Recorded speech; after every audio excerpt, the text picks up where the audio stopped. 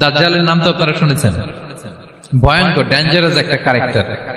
পৃথিবীর শুরু থেকে শেষ পর্যন্ত এর চেয়ে বড় ফিতনা আসেনি, আসবেও না। দাজ্জালের ফিতনা, সে তার এক চোখ থাকবে, আরেক চোখ এরকম বন্ধ থাকবে, এখানে লেখা থাকবে কাফারা।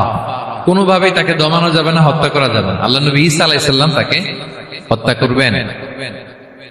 তো যে ব্যক্তি সূরা কাহাফ তেলাওয়াত করবে, সূরা কাহাফের প্রথম 10 আয়াত বিশেষ করে মুখস্থ রাখবে, আল্লাহ তাআলা উসিমা মিন ফিতনাতিদ দাজ্জাল, দাজ্জালের ফিতনা থেকে তাকে বাঁচাবেন।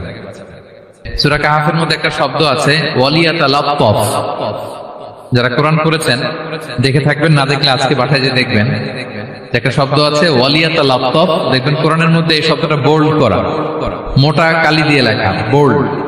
This is the middle of the holy Quran. এটা কোরআনের একেবারে মাঝখানে এই শব্দটা, এর আগে যত আয়াত তার পরে ঠিক তত আয়াত। সুবহানাল্লাহি বিহামদিহি, this is the middle of the holy Quran, এবং এটা সূরা কাহাফের মধ্যে আছে ওয়ালিয়াতালাত্তাফ শব্দটা আপনারা দেখবেন। এবং এই সূরাটা নবুয়তের ৫ম বৎসরে নাজিল হয়েছিল, আবিসিনিয়াতে হিজরতের পূর্বে। তখন সাহাবীদের উপর, নমুসলিম সাহাবাদের উপর কঠিন অত্যাচার চলতেছিল, ভয়ঙ্কর ধরনের অত্যাচার। তো এই সূরাটা নাজিল করে আল্লাহ তাআলা আমাদেরকে সান্ত্বনা দিলেন এবং বুঝাতে চাইলেন এই অত্যাচার, এই জুলুমের শিকার শুধু তোমরাই হচ্ছ না, এর আগেও হয়েছে অনেকে।